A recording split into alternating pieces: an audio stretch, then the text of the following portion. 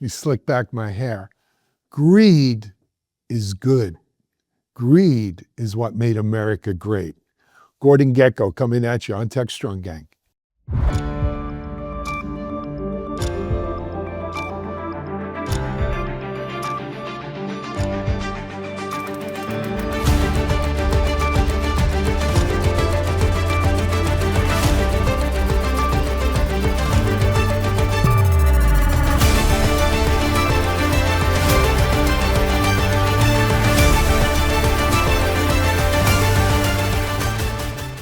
Hey everyone, happy Thursday. Wow, Thursday. Man, this week's flying by. I'm Alan Schimmel. Welcome to the Tech Strong Gang. We've got another Rock'em Sock'em lineup of topics to cover today on the gang, and we've got our favorite Rock'em Sock'em gang members to talk about it with. Let me introduce you to Terry Robinson, Garima Bhopal, John Swartz, and of course, Mike Vizard. Ladies and gentlemen, welcome. Thank you for coming on. It's good to see you all.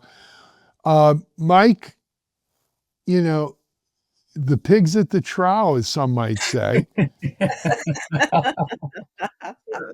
So let me set this a little bit for you. So John has an article up on TechStrong.ai that you should all check out, but it's really talking about from his perch in Silicon Valley about how the whole ethos of the Valley has fundamentally changed. And it seems it's taken a while. I mean, I think I've observed this trend happening maybe in the last decade, but it's now just full throttle. And it seems like, John, that all these companies that care out there is, how much money they can make. And it's all about the almighty dollar. And I think the customer's getting lost in this conversation. But walk us through what you're seeing.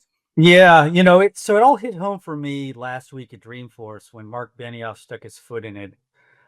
He got caught by the New York Times. He basically was advocating for the National Guard to come in and clean up San Francisco, which is the site of Dreamforce. And, coincidentally, he's done this the last 3 years, and he uses the show as kind of a perch to get what he wants. And the New York Times also did a report that the reason why he was so pro National Guard is that Salesforce had put a bid into ICE to use Agentforce. So it was motivated as much by money as it was by politics. In a sense, politics is almost secondary to the pure greed that's going on. And I remember yesterday, Mike and I were just talking about this a little bit. And with apologies to Paul Simon and Joe DiMaggio, where have you gone, Bill Hewlett? What happened to this kind of ideal of the garage, startup discovery? You make products to make money. I'm not gonna fight or push back on that. I totally understand that, but I think we've actually reached a point now where almost we were in an era where the apps were almost incremental to the point where they were silly, but they were about convenience, about making money, and about getting more data from the customer, which became part of the product. And I think as Mike has said, we've come full throttle, full circle. This has been moving in this direction for quite a long time. I think it was underscored by Benioff, who subsequently apologized, but I consider that a hollow apology, honestly. And I just think of this valley and the fact that they are so ingrained with the government. It's all a money grab. AI is huge. I understand that. But everything's gone by the wayside in terms of ethics, integrity, the customer. Maybe I might throw it back to Mike about what he mentioned about the product and how things have changed from kind of some of the foundational companies that were here and how they address the customer base to where we are today. Yeah.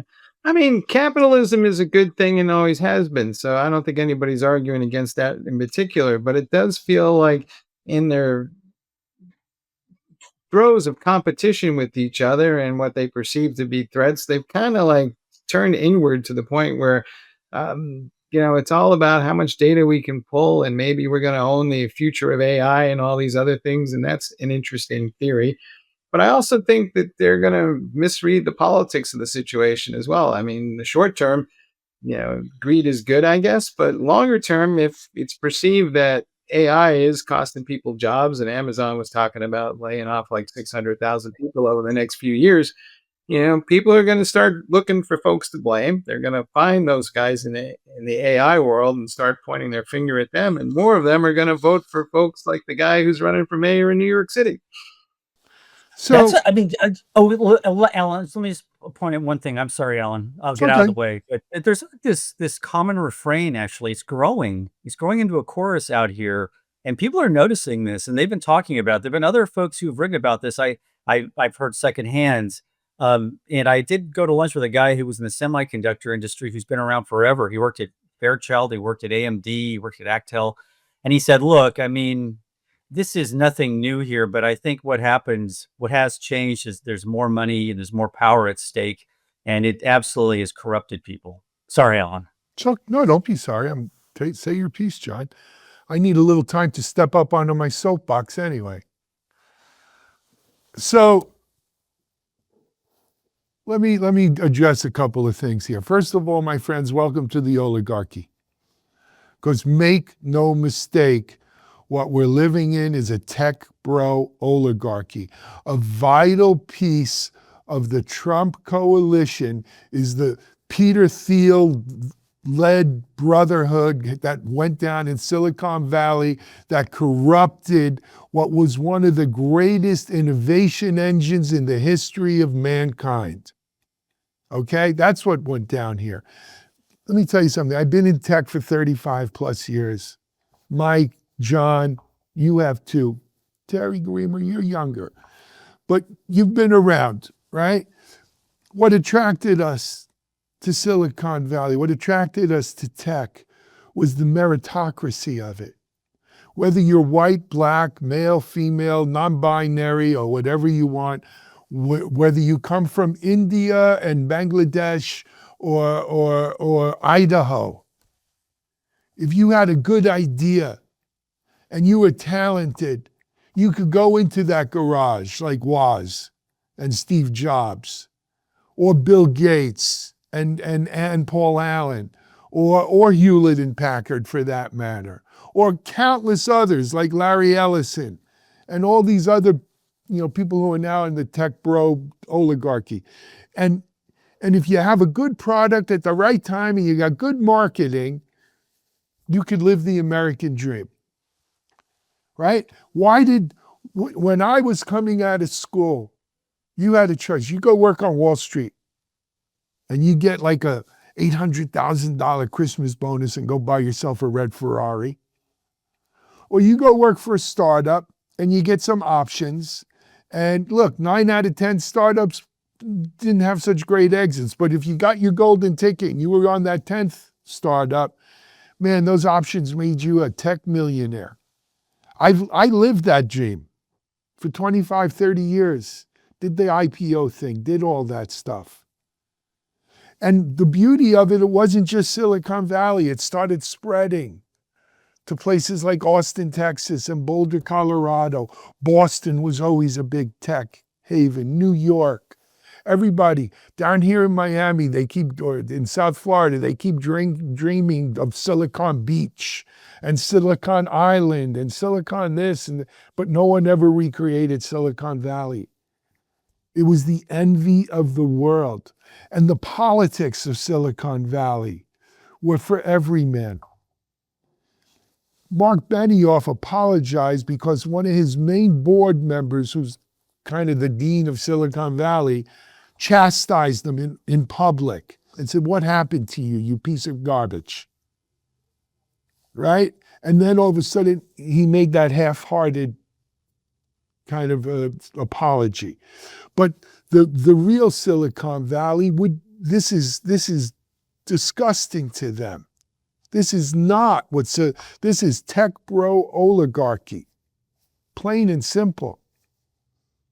I always have a feeling with these guys, and this is not to undermine what goes on out there and all the brilliant ideas and all the hard work, but you talked about meritocracy too. There's a sense, at least to me, that they haven't earned their riches like this. This is not earned, stuff. This is convenience. This is influence. This is, who you know, and being it's an oligarchy. That's how an oligarchy functions. It's all, and it is a brotherhood. Make no mistake about it. It's tech bros. The greed is the point. I mean, too, it's like, it's the greed stupid, right? To borrow from the Clinton campaign. But yeah, it's just, I've been around as long as you have, Alan, and I remember a lot of those people fondly in Silicon Valley, and a lot of the personalities, and they'd be abrupt and crusty and and everything else, but there was a lot of respect for them and what they were doing, and it's hard to find that right now. John, you're in San Francisco, and I would just love to get your opinion on this because, I lived out there for a decade, and I feel like everybody beats up on the town because of the Tenderloin district that sits around the convention center. And, the Tenderloin district has always been, somewhat Dicey. dicey neighborhood ever since, the gold rush and maybe the days of Jack London. But if I go around the rest of San Francisco and I'm up in Pacific Heights and I'm on the outer Richmond and the Sunset, it's still a nice town. And so it's not like, we have this kind of emergency crisis that people keep painting about that particular city, or am I wrong? Right. Yeah, you're totally right. You're totally right. The fact that Mark Benioff, who's a fourth generation San Franciscan, by the way, and he talks about this quite a bit. The fact that he plays into that narrative, which is off. And by the way, go to any major city in the United States and you're going to find homeless people. Absolutely. I'm sorry. I'm sorry. I go to see my son in San Diego. The problem there is as bad as it is anywhere. And I love San Diego. But here's the point, though. In San Francisco, he plays into this caricature, this stereotype, which is totally inaccurate. And he does this as kind of a way to hold the city hostage. And I think there's a fair amount of pushback this time around. And he stuck his foot in it, as I said earlier, and that led to Ron Conway, who does have a conscience. He's the angel investor who was on the board. He's just like, what's the matter with you? And he walked away. And I think Benioff as he accumulated billions and billions, and he became more like his mentor, Larry Ellison, who has always been this way, by the way. Larry Ellison was the epitome. He was the Gordon Gekko of Silicon Valley before there was a Gordon Gekko. And I think that whole persona has permeated. I think it also is being pushed by people like Mark Andreessen, who, Yes. who is among the worst offenders on so many levels, not just, in terms of, I won't go into it because I don't want to get us in trouble, but he has said some really horrible things and he truly believes in them. These guys were all sorry. You know how bad this has gotten? All these guys, they're making Microsoft look good.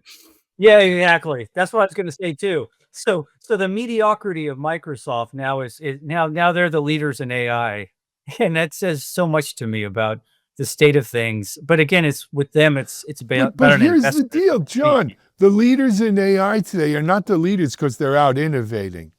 They're the leaders because they're out tech broing. And they're also investing. Well, the circular money. jerk, right? The circle jerk of investment that we see going on between these 5 or 6 different companies, right? With the blessings of the contractor in the White House building his grand ballroom. That's the other point I was going to get to. These guys are hand in hand with Trump. But just to point out the hypocrisy of these guys are like Z-League, right? They just adapt to whoever's in office. Remember that famous photo of Obama flanked by Jobs and Zuckerberg? Now you can just insert Trump and you would have Tim Cook on one side and Zuckerberg on the other, and Sam Altman and Ellison and all the rest of this crew, all of them. So I got to tell you the truth. I expected of Larry Ellison, and Benioff is his evil disciple like Lucifer, and Tim Cook hurt me. Because I thought Tim Cook had. That's like a dagger, yeah. Yeah, I think Tim was better than that. I think he's near the end, and I think he's going to be retiring fairly soon. He's going to turn 65 in a few days, and I think he's probably tired of it. But yeah, you're right. It pained me to see him sell out. Bend the knee like that. I thought he would hold out. So there is a conversation happening around dining room tables today, and it goes something like this. Little Johnny or little Jane just got back from college and can't find a job, especially in computer science or any of these other places. And they're starting to ask questions about, well, what are these tech bros up to here? Because it doesn't look good for, their aspirations for that American dream that Ellen was talking about. and their mindsets are starting to change, and you're going to see some interesting things in the next couple of years. I hope so. I think so. I really, really hope so. It is. It's just. If there is a change, and I'm saying this in terms of the government, watch these guys pivot as hard as possible and pretend like this never happens. Yeah, but And the they will damage is try done. to reinvent themselves like they always do. But the public's not as stupid as they think we are. Well, not all of the public. And, Not all of it. yeah, some are, but it's just the damage is done too. So how do you get off the track, even with regime change? And also, don't underestimate that large swaths of this world who are not in the tech world already resented the way the tech world operates, right? It was taking good jobs. It was, taking away jobs. And, a lot of them would say they had it coming.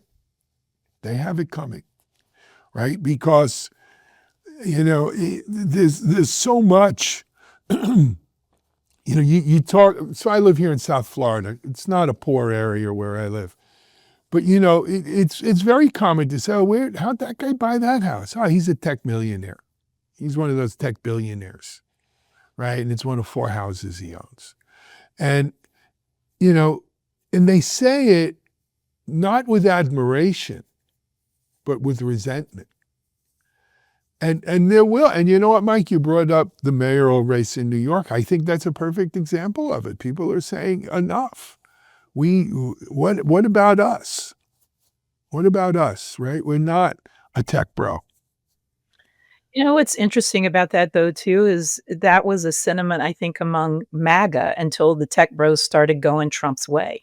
Yeah. I think they really felt that way, and now they're all in with the tech bros. But I wouldn't make that assumption. I think that there's a significant portion of the right that also is asking these questions. no, yeah, I think that too, Yeah, but there's a certain a bipartisan agreement in Congress, especially about the power of big tech and about its morals and about its technology. I mean, they're from the extreme right to the extreme left. There seems to be a general distrust, and that's one of the few common grounds they share is the fact that big tech is just can't be trusted.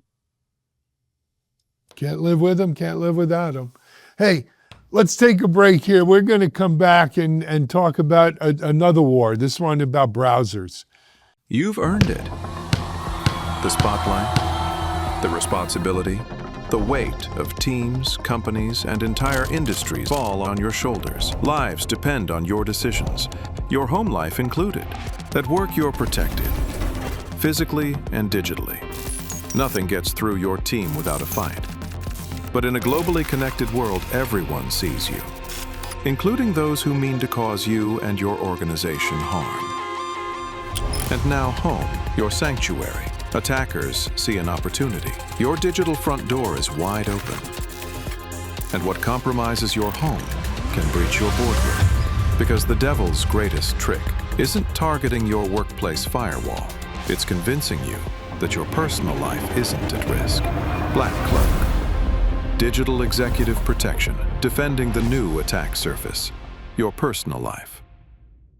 All right, folks, we're back, and we've talked about this forthcoming browser war, and now it's actually here, at least in my opinion. We see OpenAI has now pulled out their browser, and they're going after Google. And of course, there's been other choices out there, but at least in my opinion, OpenAI is the most credible player in this space, and we'll see how this plays out. But Garima, you've been following this. What's your take? I'm more conscious than thrilled, and I'll tell you why. I wrote an article on DevOps.com as well regarding this topic, AI browser race, when Comet was about to launch, right? And there was a lot of buzz around, how the Comet browser would integrate AI and AI agents. Now we see the similar challenge coming up from OpenAI, and OpenAI is going to tap 3.5 billion users of Google through their browser, which they call Atlas, and they are trying to leverage 800 million users which they have on ChatGPT, right?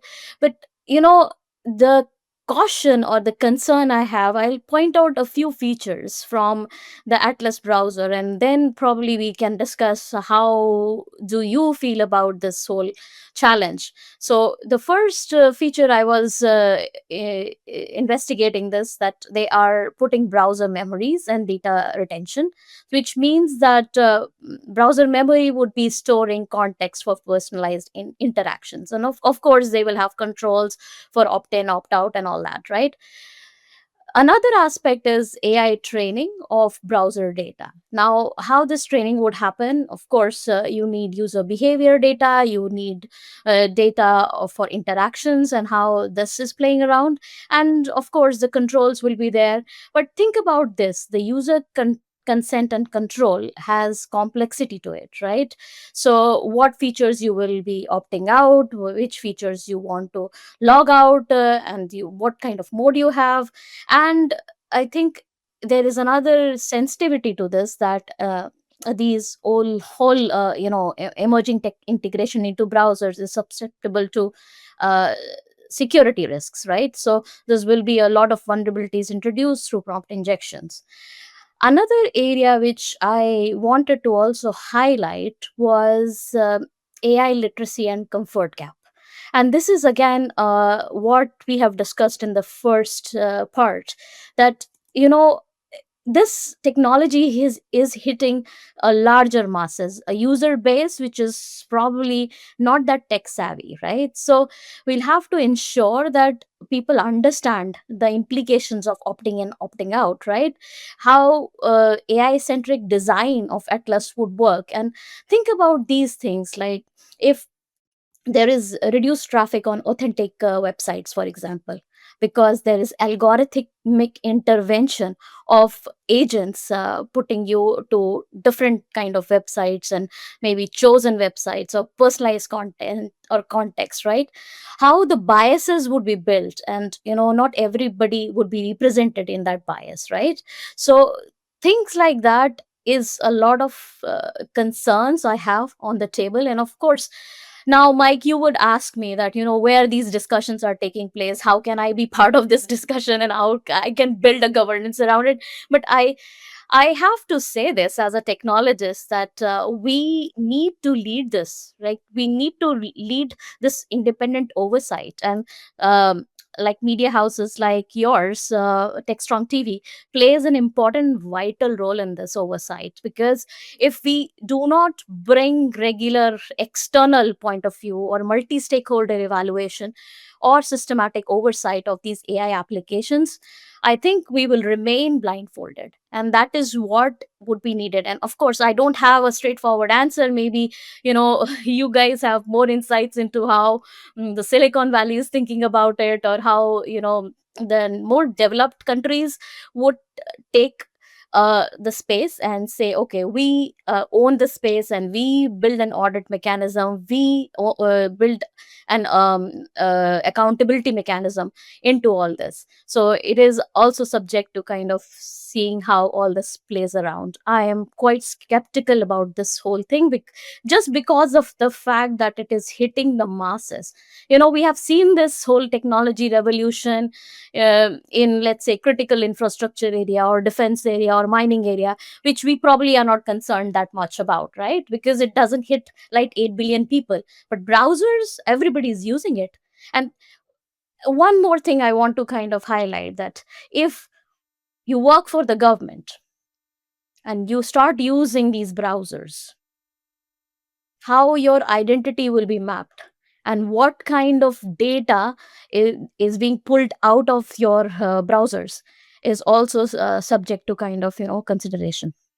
So let me just summarize that. Big tech is experimenting on millions of people without any regard to the implications thereof. Alan. Well, but Perfect. you know what? We've seen browser wars before, right? Internet Explorer, Netscape, Mozilla, Google, Chrome Chromium-based, seems to have one of the day. This one's a little different, though, right? And I'm going to bring you back to when Google launched the Chromebooks, right? The promise of Chromebooks is you could go buy a device for $300, $250. And instead of running Mac OS or Windows, you really didn't care what OS you ran. It all ran through the browser. The browser was the interface. The browser was the UX. This is that battle on a whole new level. Because what we're talking about is not just the browser, we're talking about the new UX. How are you going to interact with your world? Right? The idea of running apps outside the browser on your device probably are going to go away. You can run the apps right on the browser, and the way it may not be typing, you may talk to it. You may, the whole human-computer interaction here is changing. And it may not be a browser window in terms of what we normally think of as a browser window. It may just be a talking head that I talk to, and it pops stuff on the screen for me or whatever, right? This is, am I being a little far-fetched? Maybe, but not that far, And so,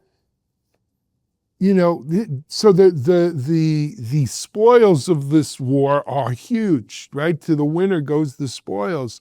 I think you're going to see, now Google has the incumbent's chair, but it's the old way. So they're going to want to do incremental, start building AI into my search results and this kind of thing. I think OpenAI, Perplexity, they're all going to try something, but I think there's a tremendous opportunity here for something just totally revolutionary new that does away with the traditional human-computer conduit of interaction and using AI more I'll like tell Star you Trek. one difference which you will feel yourself, right? Comet was launched a few days back, right? So I was also curious and inquisitive to try it out. I went into their website multiple times, right? I didn't download it. Why was that? Because I didn't have the trust. Right. I could do this with Google. I do this with Chrome because they have built that trust. And until and unless I see registries of AI model which they are using, explanation of how these agents work, some kind of explanatory reports which are out there, I wouldn't, because ignorance is bliss. I always say that people who don't know would try and use it, but people who actually understand that how the data, user interaction, user behavior is kind of recorded and used on in the leverage of these big tech companies, I think we'll be very, very conscious about it. So let me throw some metrics. I think, well, there's two things. First of all, I'm going to let Alan go first and see how it goes. Well, go ahead. 90% of developers use AI, 40% don't trust it. Yeah. But 90% still use it. But go ahead, Mike. That's for hobby code, not for production. And the second thing about this is, I'm open to using a different browser, and I've been using Google Chrome forever, but the current Google Chrome experience is crap. And so I'm willing to think about something else here.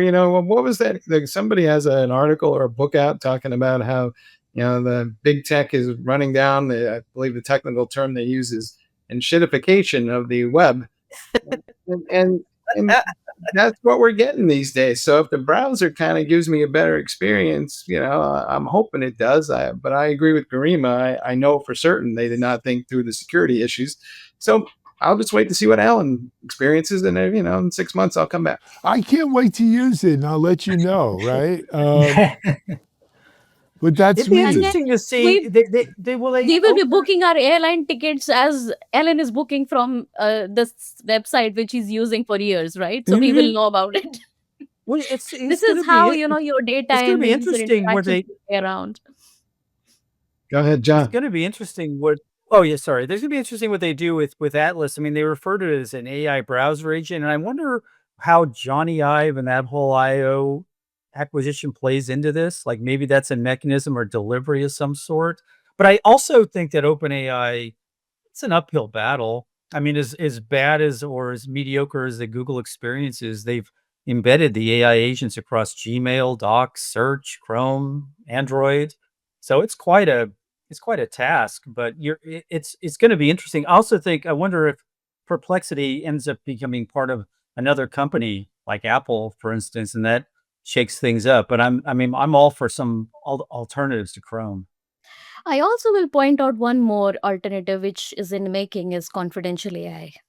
Because some of us who are more aware of the technology revolution, I think we will pivot into some kind of a confidential models for using these kind of industrialized applications, and for the larger masses who don't care how this user interaction and how the data is being captured, maybe this is the answer to that question. But for me, I think I'm leaning towards some kind of a movement for confidential AI. Garima's reading my mind because that will be a topic next week. So we'll come back to that. All right. On that note, then, let's take a break here and come back to our C block today, which is regarding facial recognition. That's been a controversial one. You're watching TechStrong, gang. Discover TechStrong Group, the epicenter of tech innovation. We're your go-to for reaching IT leaders and practitioners worldwide. Our secret? Impactful content that sparks awareness, engagement, and top-quality leads. With us, you'll access editorial websites, streaming videos, virtual events, custom content, analyst research, and more. Join our satisfied clients. Let's revolutionize your tech journey. Contact us today and tell your story to the world in the most powerful way with TechStrong Group. Hey folks, we're back, and as Alan alluded to, facial recognition technology is going to court. There's a lawsuit that's aimed at the Dolans who own Madison Square Garden and the New York Knicks and New York Rangers. And I think they have a piece of the Liberty. And at issue here is apparently, at least according to the suit, the Dolans have what amounts to an enemies list that they don't want to have in the garden, and they are using facial recognition to enforce that. And the suit says that's part of a larger cultural issue that is at the heart of that particular lawsuit. But Terry, you wrote this story up on Security Boulevard. Is this going to become the test case for facial recognition and how we use it and don't use it? Maybe. I mean, New York lawmakers had sort of raised the alarm last year about this. They had heard tell that the facial recognition technology wasn't being used as advertised by Madison Square Garden, which, ostensibly was to protect the garden and all the fans who come in from some sort of attack, terrorist attack or some untoward activity. I don't think much happened between the time that the lawmakers sent their letter out last year and the time that this suit really started gaining some traction.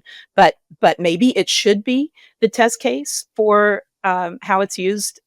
Of course, it's just also something is really rotten at Madison Square Garden in their security, department overall, and maybe just in the business of the garden, because the guy that brought this suit really was bringing a suit, first and foremost about disability discrimination, because basically the head of security there and other people were using private information about his health condition. He's diabetic, to bully him and sort of publicize it in the workplace.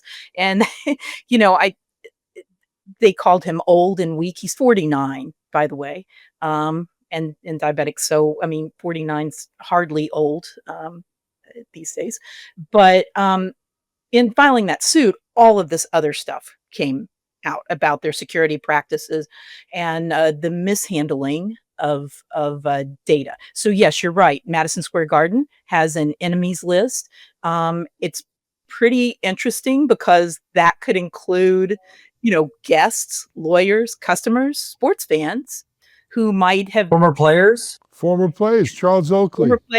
Charles Oakley, yeah. And soon to be Terry Robinson. So and soon to be Terry Robinson, who might have expressed frustration about the Knicks' losses come on now, who doesn't follow the Knicks and express some, frustration on that part? I mean, they've done pretty good the last couple of seasons, but it the list was fairly broad of what they looked at. So you wear a t-shirt, they recognize your face. There was one woman who was targeted who is transgender, and she was, targeted for no other reason than her gender identification. It wasn't as if she had done something. James Dolan was being accused of sexual harassment by, another woman. And this guy that filed the suit had been asked by the head of security to record, phone conversations that could be used to dissuade and intimidate her going forward. And that's where he drew the line. He said, nope, not gonna do it. The guy who filed the suit, by the way, he's not like some low level employee. He was the VP of Shared Security Services. So he was up the food chain. Well, let me say this. First of all, if the Dolans would put as much energy into building winning franchises as they do into this crap, maybe we wouldn't be sitting here that the last time the Knicks won a championship was my bar mitzvah in 1973. Okay? And the Rangers when, Mark Messier before he went out the door. But that being said, are the Dolans any different than the president telling the Department of Justice, go indict this one, he's on my enemies list? We live in a country where having an enemies list is okay. It's okay. It's A-okay. Yeah. Right? When Nixon did it, they ran him out of town. Nope. Today we had morals then. We had principles. Now it's okay. They're my enemies, and this is my toy, and I'm going to use my toy the way I want, whether it's the Department of Justice or Madison Square Garden security team. Right. Well, so it's no longer that kind of thing. An enemies list is no longer a deal breaker for politicians, for business people at the top of the heap. It's used to be. Again, welcome to the oligarchy. Exactly. I'm sure there are other owners who are watching and wondering maybe we should do the same thing. I wouldn't just count Joe Lacob from doing it for the Warriors. I think the Warriors put a good product on board. Oh, they do. I know I do, but I just think like going to a particularly an enemy or perceived, the enemies list thing has become so prevalent and so pervasive that I could see it used in limited cases, not to the extent maybe of the Knicks, but to a shorter extent. And it's not just public sports; it's everywhere. It's everywhere. It's the whole bit. It's the workplace, which is also part of this. But it's a damn shame that's who we've become, or that's the direction we're heading in. We're comfortable with it. Not us. We're not comfortable with it, but. I'd still like to see the Knicks win. I confess I do have a list. It's called the Tech Strong Gang Friends List, and it's very nice and it's opening, welcoming, and everybody should come. Yeah. We like that kind of list. That's a good list to have. All right. Remember, it was like a badge of honor to be on Nixon's enemy list, wasn't it, back in the day? Yeah, it was then. Right. Some may consider it a badge of honor to be on other enemies' lists. Yeah. Charles Oakley's not losing no sleep over it. Go Oak. All right. I think we're going to call a wrap on this version of Tech Strong Gang. It was a little controversial and heated today, folks. As usual, we've got Tech Strong TV coming up. Watch that. If you're not watching this on the live stream, I hope you enjoyed it on YouTube or the OTT channel or however you got it. We do this every day from 9:30 till about 10:15. So Eastern time, that is, in the US. So check us out there. Gang members, thank you. We'll be back tomorrow with our Friday Tech Strong Gang. But for now, enjoy Tech Strong TV.